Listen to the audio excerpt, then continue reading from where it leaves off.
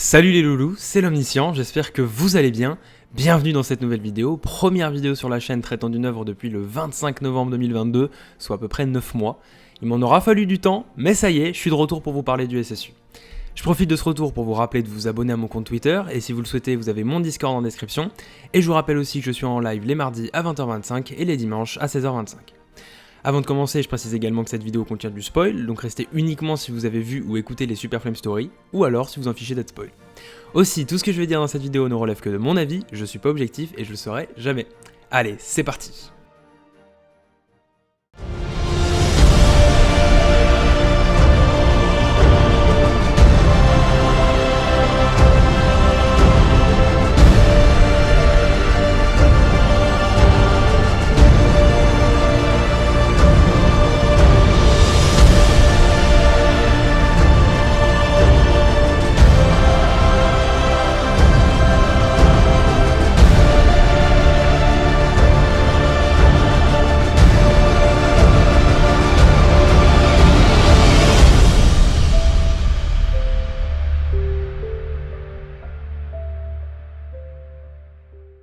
Alors, avant d'entrer dans le vif du sujet, je suis obligé de vous parler de ce qu'est les Super Flame Story.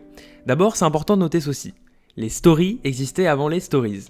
Les stories, c'est tout simplement un format YouTube de la chaîne Super Flame qui succède aux sagas MP3 et qui permet à Super Flame de raconter des histoires fantastiques audio. Ces stories peuvent être des one-shots ou découpées en plusieurs parties, et sa première occurrence est la vidéo « Je vous raconte un truc horrible ». De ce fait, c'est aussi ce format qui accueillera pendant un temps, côte à côte à celles se déroulant hors de l'univers, les histoires du SSU. Ainsi sur YouTube, la playlist du format mélange les deux univers. Il est aussi à noter que les stories sortirent d'abord sur la chaîne de Super Flame, puis sur la chaîne éponyme Super Flame Story, qui deviendra Super Flame Live puis Super Flame Studio, et enfin qu'elles ressortirent sur la chaîne de Super Flame. Maintenant, peut-être une confusion s'installe avec la signification du SSU, Super Flame Stories Universe. Pour ça, il faut différencier les stories des stories. Voyez le terme story comme un terme pouvant signifier épisode, chapitre ou one-shot, bref, les histoires, story, qui font partie de la bibliographie de Super Flame. D'ailleurs, il faut voir ce nom de format comme un nom propre, tel que le calendrier d'avant la fin des temps ou les démons du Go. Tout simplement car le mot story n'existe pas, c'est story en anglais, donc c'est bel et bien un nom propre. Pour résumer, les Super Flame Story c'est un format YouTube représenté par une playlist qui compile des épisodes chapitres de ce format. Ces épisodes chapitres sont des one-shots ou découpés en plusieurs parties. Le terme stories, lui, signifie toutes les œuvres hors calendrier, mini-séries, séries, compilations, qui se déroulent dans le SSU, le Super Flame Stories Universe. Voyez le mot story comme le mot tome si on parlait de One Piece ou film si on parlait du MCU. Il y a donc dans le SSU quelques stories qui se déroulent dans l'univers. Ces dernières seront celles qu'on abordera plus tard dans la vidéo. Mais une fois tout ceci dit, il reste à comprendre deux choses. D'abord, c'est que parmi les stories qui se déroulent dans le SSU, deux ont été décanonisées par Super Flame lui-même, la Porte de l'étrange et le démon du jeu. Même si elles sont décanonisées, on en parlera dans cette vidéo. La deuxième chose, c'est de comprendre la compilation Super Flame Story qui se trouve alors sur Tellington. En effet, dans cette dernière, on y retrouve toutes celles du SSU, sauf les deux décanonisées, et toutes celles qui ne sont pas dans le SSU, à l'exception de Je vous raconte un truc horrible et L'enfant qui tuait sans le vouloir, ne me demandez pas pourquoi. Quant à Ils venaient en paix et French Dystopie, les deux séries bénéficient de leur propre page sur Tellington.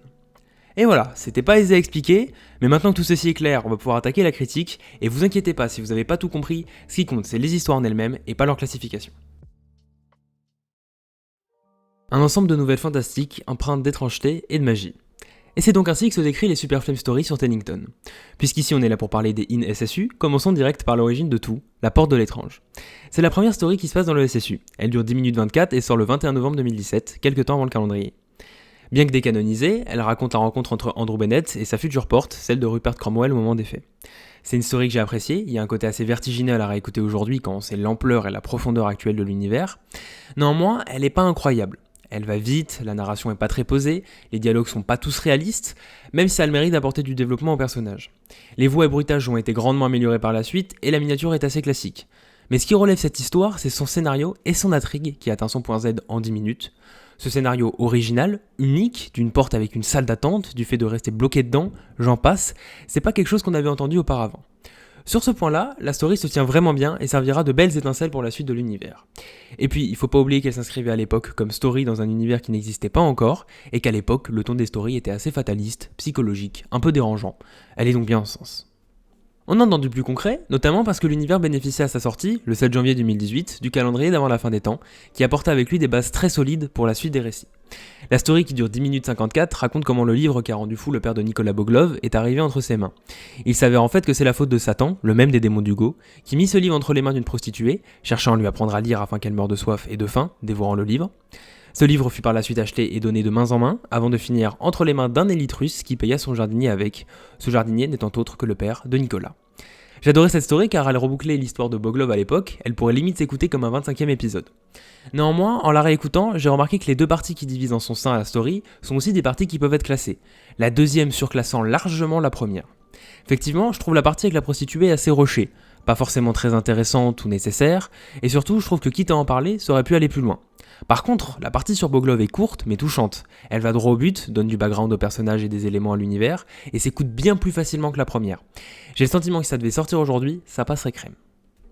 On enchaîne avec une story un peu spéciale, sortie le 17 janvier 2018, dans le style « Le jour où j'ai rencontré la mort », qu'on évoquera dans la tier list hors SSU sur la chaîne Jamie Shade. Elle a certes comme thème ce fameux livre dont on ne sait rien, ironiquement appelé « Ces vérités que tu ne veux pas savoir », car effectivement, si on les sait, on devient fou, le livre révélant des actions futures tout en modifiant la perception du lecteur de ces dernières, le rendant parano.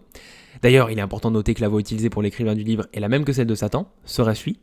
Mais, à côté de cette part fantastique, propre à l'univers, Super Flame fait passer en 6 minutes 35 un beau message, celui de l'harcèlement. Après tout, si le livre / Satan a réussi à prendre de l'emprise sur Joshua, c'est car les vérités qu'il lui apportait faisaient écho à une réalité que vivait déjà Joshua. Cette story, c'est finalement une version fictionnelle de la vidéo de Super Flame sur le harcèlement, qui est pour moi d'utilité publique, et c'est ce qui la rend si belle. On entre dans les stories qui furent d'abord publiées sur la chaîne Super Flame Story, puis republiées sur celle de Super Flame, en l'occurrence le 23 et 24 juillet 2018, puis le 10 et 11 juin 2019. Le livre de la raison est aussi la première story qui se divise en deux parties, faisant respectivement 12 minutes 19 et 11 minutes 11. Et pour finir d'entrer dans les choses, cette story est aussi la première d'une nouvelle forme. Pour moi, là où les stories précédentes servaient surtout à étendre l'univers, raconter un bout de son histoire ou à faire passer un message, le livre de la raison est la première story à raconter une aventure.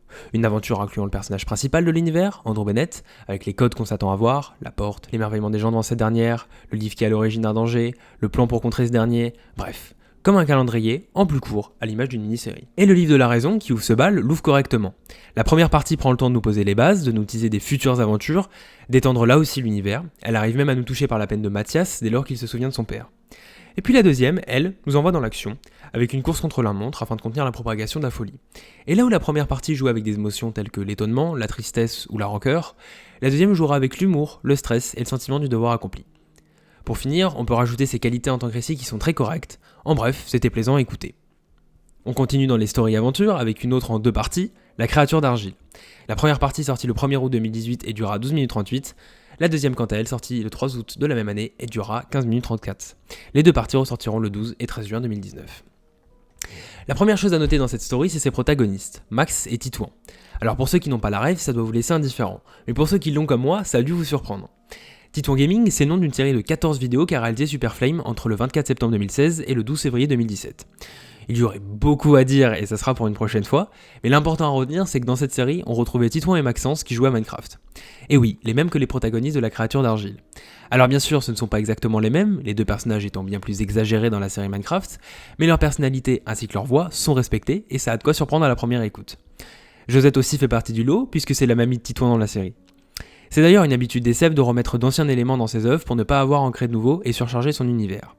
Mais j'avoue que là, c'était particulièrement inattendu. C'est aussi cette habitude qui explique d'ailleurs les 4 familles de Rouillemont dans le calendrier d'avant la fin des temps, ou les 2 familles Hampton dans le livre noir et le livre de la raison. Ceci étant dit, c'est aussi drôle de voir la différence de traitement du duo entre le narrateur et les personnages. Ils sont décrits comme étant des enfants, petits, qui ont encore un univers débordant, alors que leurs paroles et actions sont plus celles de préadolescents. Un autre personnage qui accompagne cette story, c'est Rico, qui décidément est toujours au bon endroit, au bon moment. Malgré les quelques 800 000 corbeaux qui vivent en France, Rico se trouve toujours à un ou deux spécimens des infos. Il est fort, mais bon. Sa présence servira surtout à nous introduire dans le récit le plus grand des Dokipa, Andrew Bennett. Et sa venue ne fera qu'accélérer les choses, puisqu'en parallèle de sa mise au courant par Rico des événements, les deux enfants décidèrent quant à eux de feuilleter le livre et d'invoquer la fameuse créature. Ce qui nous amène à la partie 2, qui sera beaucoup plus centrée sur l'action, malgré quelques raccourcis, des dialogues un peu survolants, ça reste très agréable à écouter et la story fait son taf. Et on entre déjà dans la dernière story divisée en deux parties avec le vieil homme maudit. La première partie sort le 28 septembre 2018 et la deuxième le 29. Les deux parties ressortiront également le 14 et 15 juin 2019. La partie 1 dure 9 minutes 11 et la deuxième 6 minutes 35. La story est très agréable à écouter et c'est franchement une des meilleures. On dirait qu'après plusieurs histoires et ce format en des épisodes, SF a réussi à concocter la formule gagnante. Les dialogues sont limpides et s'enchaînent bien, Andrew est un peu plus dur ce qui ne fait pas de mal, l'histoire est courte mais efficace. En bref, c'était vraiment plaisant à écouter. Et voilà la dernière story canon, qui est pour moi la meilleure. Ainsi Parfait Professeur sort une première fois le 20 octobre 2018 et dure 17 minutes 1. Sa réédition le 16 juin 2019 est la ressortie la plus vue de toutes les stories, avec plus de 34 000 vues. Et je comprends pourquoi. Non seulement le scénario est bon malgré une fin un peu rushée, non seulement les dialogues sont efficaces et le cadre est bien posé, mais en plus elle fait des connexions avec le reste de l'univers et étoffe encore plus le lore.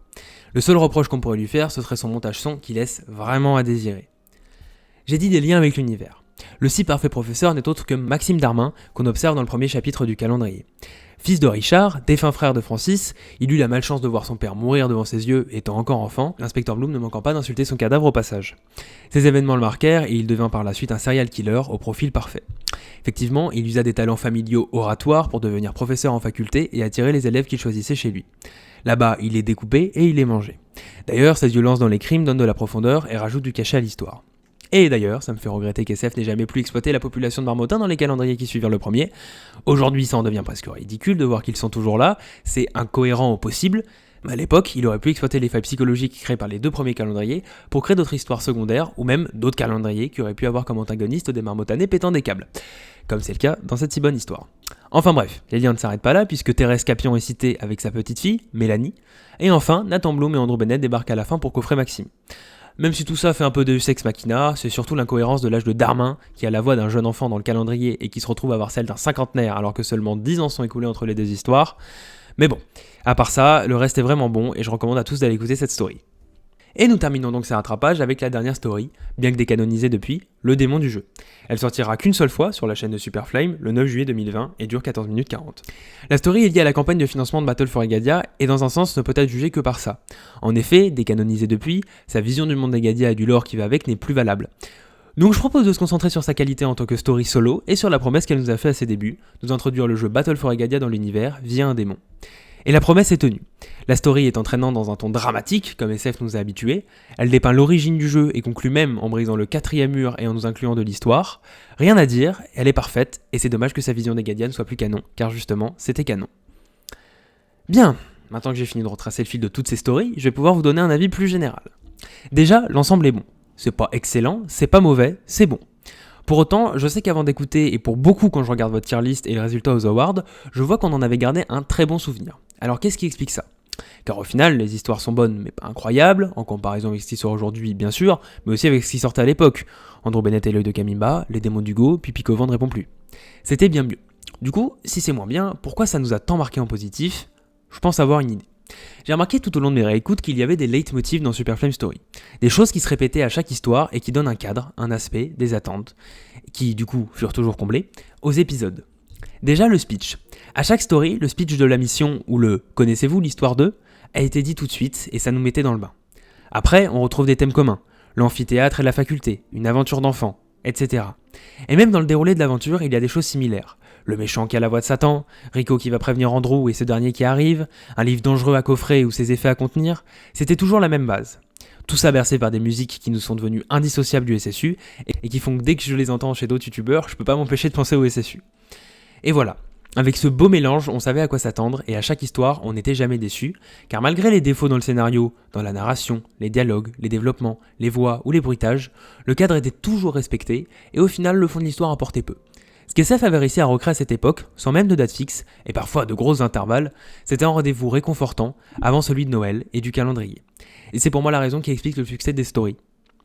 Et au final, aujourd'hui, ce sont les mini-séries qui ont pris la relève. Et bien qu'elles sont plus abouties sur tous les aspects de la technique et de l'histoire, et bien qu'elles ont une identité plus affirmée, tout cela entraîne aussi plus de chances de moins plaire, car elles ne proposent pas ce même rendez-vous, ces mêmes habitudes, et nous racontent quelque chose de différent à chaque fois, un mérite qu'on doit leur attribuer. L'évolution des stories en mini-séries était inévitable, mais est-ce qu'au final, ne pas être resté plus longtemps sur le format des stories était une bonne idée ? Pas sûr, et je pense que l'univers aurait gagné en cohérence, en profondeur, tout en ne décevant pas si ce format avait continué. Mais bon, la tournure prise a été celle du studio, et aujourd'hui de belles mini-séries existent, telles que le Miraculé de la Foudre. De plus, c'était dans l'ordre des choses, et aujourd'hui, on doit soutenir ce pas en avant que propose Superflame, en se souvenant de la joie qui parcourait notre corps quand on découvrait une nouvelle histoire, empreinte d'étrangeté et de magie. Et voilà, c'est la fin de cette vidéo, j'espère qu'elle vous aura plu et que j'aurai su rendre correctement hommage aux stories. J'attends qu'il ferme votre avis en commentaire. Désolé pour le mois d'attente concernant ma rentrée, mais maintenant je suis parti et on peut se donner rendez-vous samedi prochain, même heure pour le Mon Avis sur Andrew Bennett et l'œil de Kamimba. En attendant, n'hésitez pas à aller faire un tour du côté du wiki qui s'exporte de plus en plus et à soutenir toutes les initiatives communautaires sur les différents serveurs et réseaux qui font vivre notre groupe de fans. Au passage, si vous étiez passé à côté de l'une d'entre elles, le loup-garou du SSU, inspiré du loup-garou Tierce-Lieu, mais version Andrew et Yundra existe, c'est très fun et le lien est en description. Sur ce, je vous souhaite une belle soirée, un bon week-end, rendez-vous demain à 16h30 pour un Omni Live, ou samedi prochain. N'hésitez pas à liker la vidéo si elle vous a plu et à vous abonner si ce n'est pas déjà fait, c'était l'Omniscient, ciao.